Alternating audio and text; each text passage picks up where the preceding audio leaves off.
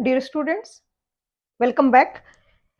Concrete technology का ये lecture 2 है जिसमें हम एग्रीगेट्स के बारे में डिस्कस करेंगे। तो स्टार्ट करते हैं। सबसे पहले आता है एग्रीगेट्स का क्लासिफिकेशन। हम उनको वेट के बेसिस पे क्लासिफाई कर सकते हैं। कुछ नॉर्मल वेट एग्रीगेट्स होते हैं, कुछ लाइट वेट होते हैं, कुछ हैवी वेट एग्रीगेट्स भी होते हैं। पार्टिकल साइज के बेसिस पे हम क्लासिफाई कर सकते हैं। 4.75 mm से जो स्मॉलर साइज है उसको हम बोलते हैं फाइन एग्रीगेट्स, और जो इससे लार्जर साइज के एग्रीगेट्स हैं उनको बोला जाता है कोर्स एग्रीगेट। सोर्स के बेसिस पर भी क्लासिफाई किया जा सकता है। बिल्डिंग मटेरियल में आपने पढ़ा होगा कि रॉक्स हैं वो 3 टाइप की होती हैं, इग्नियस, सेडिमेंट्री और मेटामॉर्फिक। तो जो एग्रीगेट्स हैं वो कौन सी रॉक से डिराइव्ड है उसके बेसिस पर भी हम इनको क्लासिफाई कर सकते हैं। शेप के बेसिस पर भी हम क्लासिफाई करते हैं। राउंडेड हो सकता है, इरेगुलर हो सकता है, पार्टली राउंडेड, एंगुलर, फ्लेकी। इनको हम आगे डिस्कस करेंगे डिटेल में। साइज ऑफ एग्रीगेट्स है कंक्रीट के लिए बहुत ही इंपॉर्टेंट पैरामीटर है। कंक्रीट जो टोटल वॉल्यूम है उसमें मेजर पोर्शन होता है वो एग्रीगेट्स का होता है, और जो स्ट्रेंथ मिलती है वो भी एग्रीगेट्स से ही मिलती है। सीमेंट है वो as a binding material act करता है। अब काफी सारे स्टूडेंट्स में और जो फील्ड में इंजीनियर काम करते हैं उनमें भी ये कंफ्यूजन होता है कि अगर हमें बहुत ही स्ट्रॉन्ग कंक्रीट बनाना है तो हम जितना ज्यादा सीमेंट डालेंगे उतना अच्छा है। ये बिल्कुल गलत बात है। रीजन ये है इसके पीछे कि एग्रीगेट्स हैं वो ज्यादा कंट्रीब्यूट करते हैं स्ट्रेंथ में, ड्यूरेबिलिटी में कंपेयर टू सीमेंट पेस्ट। इसका रीजन ये है कि सीमेंट है उसमें पोर्स होंगे, उसमें क्रैक्स आ सकते हैं, क्वालिटी कंट्रोल अच्छे से नहीं हुआ उसका रिस्क इन्वॉल्व होगा। जबकि एग्रीगेट्स एक बहुत ही साउंड और बहुत ही स्ट्रॉन्ग मटेरियल है जिसमें ये सारे इश्यूज है वो मिनिमम होते हैं। तो एग्रीगेट्स है वो जितना ज्यादा हम डाल सके उतना अच्छा हमें कंक्रीट मिलेगा। बट कंडीशन है कि एग्रीगेट्स इतने ज्यादा बड़े साइज के भी नहीं होना चाहिए कि हमारा जो कंक्रीट का मिक्सचर है वो होमोजेनियस मिक्सचर ही ना रहे। अब मैक्सिमम हम क्या साइज के एग्रीगेट्स कंक्रीट में यूज कर सकते हैं, ये डिपेंड करता है जो सेक्शन है उसकी थिकनेस कितनी है, रेनफोर्समेंट का स्पेसिमेन, जो रेनफोर्समेंट है उसका स्पेसिंग कितना है। ये सारे पैरामीटर्स इसलिए इंपॉर्टेंट है जैसे कि ये कोई आपका बीम है, इसमें कंक्रीट भरना है। अब यहाँ पर अगर इसका साइज तो छोटा है, बहुत ही थिन सेक्शन है और आपने बहुत ही लार्ज साइज के एग्रीगेट्स ले लिए, तो क्या होगा कि ये मिक्सचर है, होमोजेनियस नहीं रहेगा। जैसे कि इतने बड़े साइज के एग्रीगेट्स ले लिए कि इस तरीके से 2 ही एग्रीगेट आ पा रहे हैं यहाँ पे। तो ऐसे में हमें बहुत ही छोटे साइज के पार्टिकल्स जो एग्रीगेट्स हैं वो यूज करने पड़ेंगे। अगर कहीं पर ऐसा है कि ये रेनफोर्समेंट है, इनके बीच में स्पेसिंग बहुत कम है और हमने बड़े साइज के एग्रीगेट्स ले लिए, तो वो वहां पर रेनफोर्समेंट के बीच में एग्रीगेट्स पहुंच नहीं पाएंगे, कोर्स एग्रीगेट तो नहीं पहुंच पाएंगे, वहां सिर्फ फाइन एग्रीगेट्स और सीमेंट होगा जो कि डिजायरेबल नहीं है। क्लियर कवर पर भी डिपेंड करते हैं। क्यों करते हैं? क्योंकि ये जैसे रेनफोर्समेंट है तो इनके नीचे की स्पेसिंग अगर कम हुई तो फिर जो लार्ज साइज के एग्रीगेट्स हैं वो वहां पर नहीं पहुंच पाएंगे। अगेन हमें फिर इस वाले पोर्शन में होमोजेनियस मिक्सचर नहीं मिल पाएगा। इस वाले पोर्शन में कवर का जो एरिया है, मिक्सिंग और हैंडलिंग की जो टेक्निक है इन पर भी डिपेंड करता है। अब ये बहुत इंपॉर्टेंट पॉइंट है एग्जाम पॉइंट ऑफ व्यू से कि कहीं पर कंक्रीट में कितना हम मैक्सिमम साइज का एग्रीगेट यूज कर सकते हैं। मैक्सिमम साइज ऑफ एग्रीगेट है, ये 3 वैल्यूज हम चेक करेंगे, उनमें जो स्मॉलर होगा वो होगा। पहला है minimum thickness of the member का 1/4। जैसे फॉर एग्जांपल 100 mm का आपका थिकनेस है मेंबर का, तो दिस डिवाइडेड बाय 4 25 mm से लार्जर साइज का एग्रीगेट हमें यूज नहीं करना है। हेवीली रेनफोर्स्ड कंक्रीट मेंबर है तो nominal maximum size of aggregate होगा वो रेस्ट्रिक्टेड होता है 5 mm less than the minimum clear distance between the main bars. Heavily reinforced मतलब कि कहीं पर हमें रेनफोर्समेंट की रिक्वायरमेंट बहुत ज्यादा है, तो ये हमारा बीम सेक्शन है, हमने इसमें बहुत ज्यादा नंबर ऑफ बार्स डाली हुई है, एसटी ज्यादा रिक्वायर्ड था। तो अब यहाँ पर क्या होगा, जो भी यहाँ पर स्पेसिंग है, जो क्लियर डिस्टेंस है बार्स के बीच की, जैसे ये वाली डिस्टेंस है, इससे हम 5 mm लेस करेंगे, वो मिनिमम साइज होगा एग्रीगेट्स का। इसी के साथ में जो कवर है, जैसे कि 20 mm का कवर रिक्वायर्ड है, तो 20 में से हम 5 करेंगे लेस, यानी 15 mm ही हमारा स्मॉल से स्मॉल एग्रीगेट्स है, जो लार्ज से लार्ज एग्रीगेट्स है जो हम यूज कर सकते हैं। तो इन तीनों में जो स्मॉलर होगा, वो फिर हम डिसाइड करेंगे। नेक्स्ट इंपॉर्टेंट पैरामीटर आता है शेप ऑफ एग्रीगेट्स। एग्रीगेट्स हैं वो 4 टाइप के हो सकते हैं, हमने भी देखा भी पिछले पेज पे। राउंडेड हम किसको बोलेंगे कि सारे के सारे उसमें जो एजेस हैं वो रिमूव होके राउंडेड हो चुके हैं। इर्रेगुलर और पार्टली राउंडेड हो सकते हैं। एंगुलर हो सकते हैं कि एजेस हैं उनमें वेल डिफाइंड। फ्लेकी एग्रीगेट्स हो सकते हैं जिनकी थिकनेस है वो काफी स्मॉल है कंपेयर टू उनकी विड्थ। अब अगर हम इनका पिक्चर देखें तो आपको दिख रहा होगा कि ये राउंडेड एग्रीगेट्स हैं, ये फ्लेकी हैं और ये क्रश्ड एग्रीगेट्स हैं, जिनको हम आर्टिफिशियल एग्रीगेट भी बोलते हैं। हम क्रशर में इसको बनाते हैं और इसलिए ये है एंगुलर होते हैं, उनकी सरफेस है वो भी रफ होती है। अब एंगुलर है कोई एग्रीगेट या नहीं है, इसको मेजर करने का कोई पैरामीटर भी होना चाहिए। तो इसका पैरामीटर होता है एंगुलरिटी नंबर, जिसमें कि एक सर्टेन डायमेंशन का एक सिलेंडर होता है हमारे पास। इसमें हम स्पेरिकल पार्टिकल्स को फिल करते हैं, सॉरी इसमें जो भी एग्रीगेट्स हैं उनको फिल करते हैं और उसमें हम देखते हैं कि टोटल वॉइड्स का जो है उनका वॉल्यूम कितना है और उससे हम वॉइड रेशियो कैलकुलेट करते हैं। अगर राउंडेड एग्रीगेट्स हुए तो उनका अप्रोक्सीमेटली स्फेरिकल शेप होगा। स्फेरिकल शेप के अगर सेम साइज के से पार्टिकल्स हैं तो आपको याद हो तो आपने सॉइल मैकेनिक्स में ये पढ़ा होगा कि हम उनमें वॉइड रेशियो है वो कैलकुलेट कर सकते हैं mathematically. For example 1 metre cube का मैंने कोई क्यूब लिया है, उस क्यूब की सारी डायमेंशन 1 है। ये डाया इसका अगर डी है तो मैं निकाल सकती हूँ कि कितने नंबर ऑफ क्यूब आएंगे इसमें, क्योंकि सारे सेम सेम साइज के हैं तो मैं निकाल सकती हूँ। ये निकाल सकती हूँ तो टोटल में स्फेयर्स का वॉल्यूम निकाल सकती हूँ। एन नंबर ऑफ स्फेयर आ रहे हैं तो उनका वॉल्यूम आ जाएगा n into pi by 4 d cube. मुझे टोटल इसका क्यूब का वॉल्यूम भी पता है, इनका डिफरेंस निकाल के मैं वॉइड्स का वॉल्यूम निकाल सकती हूँ।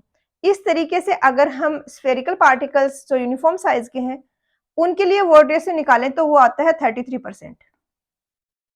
अब इसी से हम एंगुलरिटी नंबर निकालते हैं कि 33% अगर आ रहा है तो हम उसको 0 लेंगे, यानी वॉइड रेशियो फॉर एग्जांपल आपका आ रहा है 53, तो आप उसमें से 33 घटाओगे, अब क्या बचा 20, तो एंगुलरिटी नंबर हो गया 20। स्फेरिकल पार्टिकल से एंगुलरिटी नंबर है वो 0 हो जाएगा क्योंकि वॉइड रेशियो 33 आएगा। जितना ज्यादा वॉइड रेशियो आएगा उतना ही ज्यादा एंगुलरिटी नंबर होगा। एंगुलरिटी नंबर 0 से 11 है वो एक्सेप्टेड है कंक्रीट में यूज करने के लिए। अब क्या एडवांटेज होते हैं राउंडेड एग्रीगेट्स के, क्या होते हैं एंगुलर के। इनिशियली एज्यूम किया गया कि राउंडेड एग्रीगेट्स हैं तो उनमें सरफेस एरिया कम होने के कारण उनमें जो मॉइस्चर का वाटर का रिक्वायरमेंट होगा वो कम रहेगा और वाटर अगर हम कम ऐड करेंगे कंक्रीट में तो हमें बेटर स्ट्रेंथ का कंक्रीट मिलेगा। बट बाद में ये फाइंड आउट हुआ कि जो एंगुलर एग्रीगेट्स हैं उनमें मॉइस्चर का तो रिक्वायरमेंट ज्यादा है सरफेस एरिया ज्यादा होने के कारण, बट उनमें इंटरलॉकिंग अच्छे से हो पाती है, वो फंस जाते हैं एक दूसरे के बीच में। तो इस कारण क्या इंटरलॉकिंग अच्छे से हो पाती है तो स्ट्रेंथ अच्छी मिलती है। इसी के साथ में सरफेस एरिया ज्यादा होने के कारण सीमेंट पेस्ट का और एग्रीगेट्स का जो बॉन्ड बनता है उसके लिए एरिया ज्यादा कंट्रीब्यूट करता है और वो बॉन्ड स्ट्रेंथ भी ज्यादा निकल के आती है। तो ये दो पॉजिटिव फैक्टर निकले एंगुलर एग्रीगेट्स के रिगार्डिंग। और काफी जगह तो ये भी इंजीनियर्स की एडवाइस होती है कि राउंडेड एग्रीगेट्स हैं उनको ना यूज किया जाए। एक और ड्रॉबैक होता है राउंडेड एग्रीगेट्स का कि इनकी सरफेस है स्मूथ होती है और इसके कारण भी बॉन्डिंग है वो अच्छे से नहीं हो पाती है। अब ये इंटरलॉकिंग वाला इफेक्ट जो हमने देखा ये हमेशा नहीं दिखेगा, ये डिपेंड करेगा कि वाटर सीमेंट रेशियो कितना है। अगर वाटर सीमेंट रेशियो 0.4 से कम है तो उस केस में क्या होगा कि हमें ये इंक्रीज मिलेगा स्ट्रेंथ में देखने को। कितना स्ट्रेंथ में इंक्रीज हो सकता है, 38% तक हो सकता है अगर क्रश्ड एग्रीगेट्स हैं तो। और अगर वाटर सीमेंट रेशियो को हम इंक्रीज करते हैं धीरे धीरे तो 0.65 ऐसा वाटर सीमेंट रेशियो है जिसके बाद में हमें कोई बेनिफिट देखने को नहीं मिलता है, कोई स्ट्रेंथ में इंक्रीज देखने को हमें नहीं मिलता है। इसका रीजन ये बताया गया कि वाटर सीमेंट रेशियो अगर 0.65 हो गया है तो उस केस में सीमेंट पेस्ट की खुद की ही स्ट्रेंथ इतनी कम हो गई है कि वो बॉन्ड के कारण जो हमें एक्स्ट्रा स्ट्रेंथ मिल रही थी इंटरलॉकिंग के कारण उसका इफेक्ट है वो नेग्लिजिबल हो जाता है। नेक्स्ट आता है प्रॉपर्टी एग्रीगेट्स की स्ट्रेंथ। एग्रीगेट्स की स्ट्रेंथ हम क्रशिंग में चेक करते हैं जिसमें एग्रीगेट्स पर हम एक ग्रेजुअली इंक्रीजिंग लोड लगाते हैं और हम देखते हैं कि उसमें कितने पार्टिकल्स ऐसे हैं जो कि क्रश हो चुके हैं। क्या प्रोसीजर होता है इसके लिए? हम सैंपल लेते हैं, ऐसे एग्रीगेट्स जो 10 mm की सीव से पास हो रहे हैं और 12.5 mm की सीव पे रिटेन हो रहे हैं। एक स्टैंडर्ड मैनर में इनको 3 लेयर्स में हर एक लेयर को 25 टाइम्स टेम्परिंग करते हुए फिल करते हैं सिलेंडर में। इसके बाद सिलेंडर को ऊपर हम लोड लगाते हैं, कंप्रेसिव लोडिंग मशीन के में ले जाते हैं, इसको रखते हैं और इसके ऊपर लोड लगाते हैं। लोड जो लगाते हैं वो ग्रेजुअली इंक्रीज होते होते 40 टन तक जाता है। वो लोड लगाने के बाद में हम लोड को हटाते हैं, एग्रीगेट को 2.36 mm की सीव से पास कराते हैं और चेक करते हैं कि कितने परसेंट पार्टिकल्स ऐसे हैं जो कि 2.36 mm की सीव से पास हो रहे हैं। वो परसेंटेज होता है, वो रिप्रेजेंट करता है एग्रीगेट क्रशिंग वैल्यू।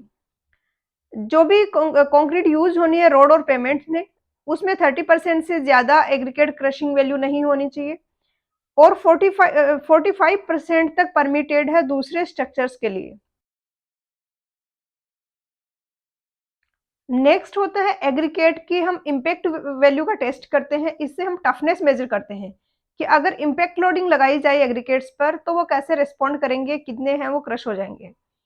यहाँ पर हम क्या करेंगे, एक स्टैंडर्ड सिलेंड्रिकल माउल्ड होगा।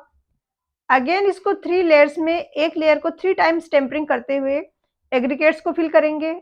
एग्रीगेट्स सेम वैसे ही जैसे पिछले में लिया था, 10 mm से पे रिटेन हुए हुए और 12.5 mm की सीव से पास हुए हुए एग्रीगेट्स होंगे। इनको माउल्ड में फिल करके इसके बाद हम इस हैमर से इम्पैक्ट लोडिंग लगाते हैं। क्या करते हैं, ये इसको 38 सेंटीमीटर की हाइट से ऊपर उठाते हैं। 14 केजी का ये हैमर होता है और इसका फ्री फॉल करवाते हैं इस सैंपल के ऊपर। अराउंड 1 सेकंड में एक बार फॉल होना चाहिए और 15 नंबर ऑफ ब्लोज हम इसको देते हैं। 15 बार इसको उठाते हैं ऊपर, फिर उसके ऊपर गिराते हैं, फिर उठाते हैं, फिर गिराते हैं। फिर हम 2.36 mm की सीव से पास कराते हैं। जितने परसेंटेज पार्टिकल्स 2.36 mm की सीव से पास हो गए वो उस एग्रीगेट्स की एग्रीगेट इम्पैक्ट वैल्यू होगी। अगर कोई एग्रीगेट है उसको वीरिंग सरफेस के अलावा कहीं पर यूज करना है तो 45% तक अलाउड है और 30% तक अलाउड है वीरिंग सरफेस में जो पेमेंट वगैरह है, उनकी जो वीरिंग कोर्स है, टॉप वाला कोर्स है, उसके लिए। नेक्स्ट आता है एग्रीगेट अब्रेशन वैल्यू। अब्रेशन क्या होता है कि कोई सरफेस है उस पर दूसरी कोई हार्ड सरफेस को अगर हम रब करें तो क्या उसमें कितना वो हार्ड है, वो उसको रेजिस्ट कर पाएगा या उसमें अब्रेशन होगा। 3 टेस्ट होते हैं इसके। एक है डेवल अट्रेशन टेस्ट, जिसमें कि आयरन का सिलेंडर होता है, उसमें हम सैंपल डालते हैं, एक सर्टेन स्पीड पे उसको रोटेट कराते हैं। उसके बाद में 1.7 mm की साइज की सीव से हम जो सैंपल है उसको पास कराते हैं। 1.7 mm की सीव से जितने परसेंटेज पास हो गए वो उसकी एग्रीगेट अब्रेशन वैल्यू हो जाती है परसेंटेज में। ये आईएस कोड में दिया गया तो है मेथड, बट वहां पर ये भी लिखा है कि जहां तक हो सके लॉस एंजलिस टेस्ट है उसको प्रेफर करना चाहिए। नेक्स्ट आता है डोरी अब्रेशन टेस्ट। एग्जाम में ये पूछा जा सकता है कि किसके लिए यूज होता है, इस टाइप से क्वेश्चन मिल सकते हैं। आईएस कोड में ये नहीं मेंशन किया है तो बहुत ज्यादा इंपॉर्टेंट नहीं है। एक फॉर्मूला है इसका जिस पर कि क्वेश्चंस पूछे जाते हैं। जितना लॉस हुआ है डोरी एब्रेशन टेस्ट में उसको हम 3 से डिवाइड करके 20 में से माइनस करेंगे तो हमें हार्डनेस मिलेगी। इस पर न्यूमेरिकल्स पूछे जाते हैं काफी एग्जाम्स में। नेक्स्ट आता है लॉस एंजलिस टेस्ट, जिसमें कि सेम एक सिलेंडर होगा जिसमें हम एग्रीगेट्स फिल करेंगे, कुछ उसमें मेटल की बॉल्स फिल करेंगे, उसके बाद उसको रोटेशन देंगे। सर्टेन रोटेशन के बाद हम उसको रिवोल्यूशंस के बाद हम उसको चेक करेंगे कि कितने पार्टिकल्स 1.7 mm की साइज से स्मॉलर है, और जो स्मॉलर है उसका हम परसेंटेज चेक करेंगे और वो एब्रेशन वैल्यू होगा। अब 30% से ज्यादा वीरिंग कोर्स की एब्रेशन वैल्यू नहीं होनी चाहिए, 50% से ज्यादा दूसरे जो सरफेसेज हैं उनके लिए नहीं होनी चाहिए। ये काफी ज्यादा पूछे जाते हैं एग्जाम्स। नेक्स्ट इंपॉर्टेंट प्रॉपर्टी है bulk density. Bulk density depend करेगी पार्टिकल साइज डिस्ट्रीब्यूशन कैसा है एग्रीगेट्स में और शेप ऑफ पार्टिकल्स क्या है। तो एक हम सिलेंडर में होता है, उसमें कंटेनर सिलेंड्रिकल कंटेनर है, उसमें स्टैंडर्ड मैनर में फिल करते हैं एग्रीगेट्स और वेट करके उनकी बल्क डेंसिटी हम कैलकुलेट कर लेते हैं। नेक्स्ट इंपॉर्टेंट पैरामीटर है अब्जॉर्प्शन और मॉइस्चर कंटेंट। क्या होगा अगर एग्रीगेट्स हैं वो बहुत ही ज़्यादा उनमें वाटर है, सरफेस पे वाटर है, सैचुरेटेड है अंदर से, तो सरफेस पे जो वाटर है वो कंक्रीट के में कंट्रीब्यूट करेगा वाटर को। इसके कारण कंक्रीट का वाटर सीमेंट रेशियो बढ़ जाएगा और उसकी स्ट्रेंथ डिक्रीज हो जाती है। दूसरा ये होता है कि अगर वो पूरे ही ड्राई है, अगर अंदर उनमें वॉइड्स हैं और वो फिल नहीं हुए हुए हैं वाटर से, तो उस केस में क्या होगा कि अंदर के जो भी वॉइड्स हैं उनमें वाटर अब्जॉर्ब होगा कंक्रीट में से और कंक्रीट में वाटर की डेफिशिएंसी हो जाएगी। तो किस सिचुएशन में है कोई एग्रीगेट्स किसी पर्टिकुलर टाइम पे, उसके बेसिस पे 4 टाइप में क्लासिफाई किया हुआ है। एक होता है बोन ड्राई जिसमें कि बिल्कुल भी वाटर नहीं है। दूसरा एयर ड्राई के बीच में कुछ वाटर है, इसमें सरफेस है वो ड्राई है। ये सबसे इंपॉर्टेंट है सैचुरेटेड एंड सरफेस ड्राई। हम जब भी मिक्स डिजाइन वगैरह करते हैं तो हम इस सिचुएशन में एग्रीगेट्स को मान के चलते हैं कि इनका सरफेस है वो तो ड्राई है, तो ये कोई वाटर कंट्रीब्यूट नहीं करेंगे जो हमारा सीमेंट पेस्ट है, जो कंक्रीट है उसमें, और अंदर से ये सैचुरेटेड है, कोई मॉइस्चर है अब्जॉर्ब भी नहीं करेंगे। हालांकि प्रैक्टिकल पॉसिबल नहीं है, थ्योरेटिकली है, बट इस तरीके के अजम्पशन के साथ हमारी कैलकुलेशंस वगैरह काफ़ी ईज़ी हो जाती हैं। तो हम ये वाला अज्यूम करके डिज़ाइन करते हैं। एक है मॉइस्ट जिसमें कि सरफेस पर भी मॉइस्चर है और अंदर भी मॉइस्चर है। बल्किंग ऑफ एग्रीगेट्स, ये तो आपने बिल्डिंग मटेरियल में भी पढ़ा होगा, सोइल में भी पढ़ा होगा। इम्पोर्टेंट टॉपिक है। क्या होता है कि जो भी पार्टिकल्स हैं एग्रीगेट्स के, उनके उनमें जो भी मॉइस्चर है वो सरफेस पे इस तरीके से रहेगा, तो सरफेस टेंशन के कारण ये पार्टिकल्स को इस तरीके से एक लेयर बन जाएगी, दूसरे पार्टिकल में भी एक लेयर बन गई। सरफेस टेंशन ऐसा है जो कि श्रिंक करता है, इसका मतलब श्रिंक भी क्या, वॉल्यूम कम से कम होगा, इस टाइप से एक्ट करता है। आपने पढ़ा होगा फ्लूइड में भी कि जो फॉलिंग ड्रॉप्स हैं वो सरफेस टेंशन के कारण स्फेरिकल होती हैं।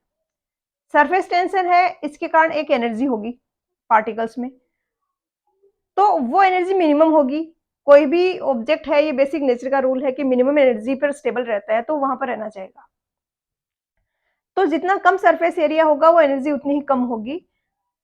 इस तरीके से पे आप इसको समझ सकते हैं। आप ऐसे भी समझ सकते हैं कि सरफेस टेंशन का जो फोर्स है वो उसके वॉल्यूम को मिनिमम कर देता है। तो इसमें भी सेम ये लेयर के जैसे यहाँ पर पार्टिकल्स के बाहर ये सरफेस पर स्टोर हुआ हुआ वाटर, ये थिन लेयर के जैसे होगा वाटर मॉइस्चर, और इसके भी इस तरीके से होगा, तो ये पार्टिकल्स को पास पास नहीं आने देगा। तो 4 to 5% के मॉइस्चर कंटेंट के आसपास पार्टिकल्स में बल्किंग होती है, जिसमें क्या होगा कि उनका वॉल्यूम बढ़ जाता है। वॉल्यूम बढ़ता है जो थिन लेयर ऑफ वाटर इनके अराउंड आ रहा है उसके कारण, और 4 to 5% पर ही क्यों मैक्सिमम होता है। जब हम वाटर बढ़ाते जाएं तो ये बढ़ते रहना चाहिए, लेकिन ऐसा नहीं होता है, क्योंकि जैसे ही एक्सेस अमाउंट ऑफ वाटर हम इससे ज्यादा वाटर ऐड करेंगे तो ये फिल्म जो ऊपर बन रही है ना, ये ब्रेक हो जाती है, इसका इफेक्ट है वो कम हो जाता है। अब दो इंपॉर्टेंट पैरामीटर होते हैं, एक तो मॉइस्चर के साथ में एक ऐसे चेंज होता है परसेंटेज के साथ में। तो जैसे जैसे हम परसेंटेज बढ़ाते हैं, इनिशियली ये बढ़ता है, एक पॉइंट पर 5% 4% के आसपास मैक्सिमम होगा, उसके बाद इस बल्किंग का इफेक्ट है वो मिनिमम होते होते जीरो हो जाता है फिर से। दूसरा ये पूछा जा सकता है कि फाइन सैंड और कोर्स सैंड में बल्किंग किस में ज्यादा होगी। तो जितने छोटे पार्टिकल्स होंगे उतनी ही ज्यादा नंबर ऑफ लेयर्स होंगी, थिन लेयर्स जो फिल्म बन रही है पार्टिकल्स के ऊपर, और उतना ही ज्यादा उसमें रिपल्शन होगा, उसमें पास नहीं आ पाएंगे पार्टिकल्स और ज्यादा वॉल्यूम मिलेगा हमें। तो फाइन सैंड है उसमें बल्किंग हमेशा कोर्स सैंड के कंपेरेटिवली ज्यादा होती है। मॉइस्चर कंटेंट है एग्रीगेट का, वो हमने देखा हमारे लिए इम्पोर्टेंट है।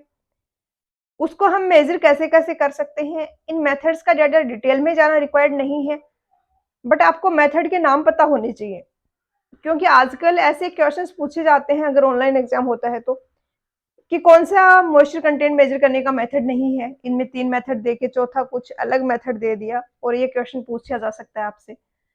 तो ये ड्राइंग मेथड है जिसमें ओवन ड्राइंग जैसा ही होता है, ये डिस्प्लेसमेंट मेथड है, ये कैल्शियम कार्बाइड मेथड है जो कि सोयल मैकेनिक्स में हम यूज करते हैं, उसी के सिमिलर है, इलेक्ट्रिक मीटर है और ऑटोमेटिक मेजरमेंट है। नेक्स्ट इंपॉर्टेंट प्रॉपर्टी होती है एग्रीगेट्स की हमारे लिए साउंडनेस। हमने सीमेंट में पढ़ा कि कैसे डिफरेंट फिजिकल कंडीशंस में अपना वॉल्यूम है वो प्रिजर्व कर पाना, किसी मटेरियल की जो प्रॉपर्टी है वो साउंडनेस है। एग्रीगेट्स में क्या होगा, फ्रीजिंग एंड थॉविंग हो सकती है, वेरिएशन हो सकता है टेम्परेचर में, वेटिंग और ड्राइंग हो सकती है, ये सारी फिजिकल कंडीशंस हैं इनके कारण वो है वॉल्यूम में चेंज है, वो हमें ज़्यादा नहीं देखने को मिलना चाहिए। क्योंकि जैसा हमने सीमेंट में देखा था कि अगर वॉल्यूम में चेंज होगा, वॉल्यूम इंक्रीज होगा तो क्रैक्स आ जाएँगे।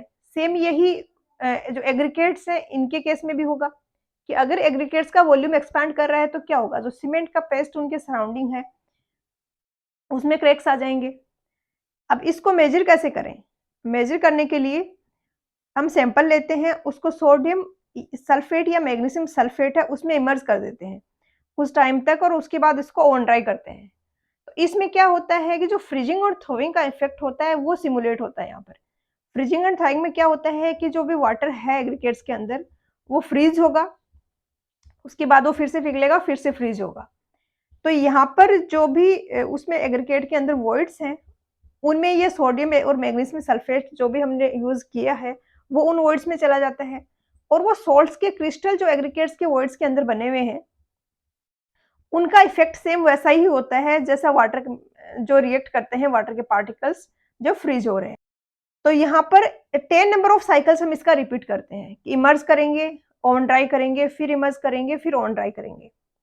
और इसमें हम चेक करते हैं कि कितना लॉस हुआ है जो वेट है उसमें। इनिशियली वेट ले लेते हैं, 10 साइकिल के बाद फिर से वेट करते हैं। तो जो लॉस हुआ है उसकी गाइडलाइन भी है कि वो 12% से एक्सीड नहीं करना चाहिए अगर सोडियम सल्फेट है तो, मैग्नीशियम सल्फेट है तो वो 18% से एक्सीड नहीं करना चाहिए। नेक्स्ट टॉपिक है एल्कली एग्रीगेट रिएक्शन। जो एग्रीगेट्स हैं उनमें एक्टिव सिलिका होता है कुछ कुछ टाइप के एग्रीगेट्स में, जो कि रिएक्ट करता है एल्कलीज हैं जो प्रेजेंट Na2 और K2O। ये हमने सीमेंट के बारे में जब पढ़ा, केमिकल प्रॉपर्टीज में को पढ़ा तो हमने देखा था कि उसमें Na2 और K2O प्रेजेंट होते हैं। ये एल्कलीज हैं। तो ये एल्कलीज हैं रिएक्टिव सिलिका के साथ रिएक्शन करते हैं और एक ऐसा सब्सटेंस बनाते हैं जिसमें बहुत ज़्यादा स्वेलिंग होती है। मतलब इनिशियली का जो वॉल्यूम था उससे बहुत ही ज़्यादा वॉल्यूम होता है इनका रिएक्शंस के बाद। ज़्यादा स्वेलिंग होगी तो क्या होगा? क्रैक्स आ जाएँगे, इवेंचुअली है वो कंक्रीट स्ट्रक्चर फेल हो जाएगा। अब इतना रिस्की एल्कली एग्रीगेट रिएक्शन है, तो कौन से ऐसे पैरामीटर्स हैं जो कि इसको प्रमोट करते हैं, अफेक्ट करते हैं? एक होता है कि एग्रीगेट में रिएक्टिव टाइप का जो सिलिका है वो प्रेजेंट होगा तो। दूसरा सीमेंट में एल्कली कितना प्रेजेंट है ये भी अफेक्ट करता है। इन दोनों में से कोई एक फैक्टर को भी अगर हम कंट्रोल कर लें तो ये एल्कली एग्रीगेट रिएक्शन का दिक्कत है वो हमें नहीं होगी। एक कर्नाटका में कैगा न्यूक्लियर प्रोजेक्ट है, जहाँ पर जो एग्रीगेट यूज़ किया जाना था, कोर्स एग्रीगेट जो कि फाइनलाइज़ किया था, उसकी एल्कली एग्रीगेट रिएक्शन के बारे में पहले ध्यान नहीं दिया गया कि उसमें कोई एक्टिव सिलिका प्रेज़ेंट है क्या? बाद में ये चीज़ नोटिस में आई, तो कोर्स एग्रीगेट्स का जो सोर्स था उसको रिप्लेस नहीं कर सकते थे इकोनॉमिकल रीज़न से, तो एग्रीगेट्स तो वही यूज़ करने थे, कोई ऑप्शन नहीं था। तो क्या किया उन्होंने, जो एल्कलीज़ हैं उनको कम कर दिया। Na2 और K2O है, इनको वहाँ पर रिस्ट्रिक्ट करके 0.4 कर दिया। जनरली 0.6 है, लेकिन वहाँ पर पता था पहले से कि रिस्क है यहाँ पर एग्रीगेट्स में, सिलिका एक्टिव सिलिका प्रेज़ेंट है, तो 0.4 से कम की जो सीमेंट थी वो वहाँ पर यूज़ की गई। दूसरा होता है मॉइस्चर, कंटिन्यूअसली मॉइस्चर अवेलेबल होगा तो ये रिएक्शन होती रहेगी। अगर मॉइस्चर को हम रोक पाएँ तो भी इस रिएक्शन को हम रोक सकते हैं। ऑप्टिमम टेम्परेचर कंडीशंस होती हैं इसकी 10 से 35-36 डिग्री के आसपास। तो अगर बहुत ही कम टेम्परेचर है तो भी ये रिएक्शन नहीं होगी, अगर बहुत ही ज़्यादा टेम्परेचर है तो भी नहीं होगी। क्या-क्या हम कंट्रोल के लिए मेजर्स ले सकते हैं? नॉन रिएक्टिव एग्रीगेट्स यूज़ करें, लो एल्कली सीमेंट यूज़ करें। लो एल्कली सीमेंट कौन-सी है? वो सीमेंट जिसमें ये जो एल्कलीज़ हैं Na2 और K2O, ये जो परसेंटेज है वो 0.6 से कम हो। वॉइड स्पेसेस हैं कंक्रीट में, उनको हम कर पाएँ कंट्रोल और मॉइस्चर कंडीशंस और टेम्परेचर को कंट्रोल कर पाएँ।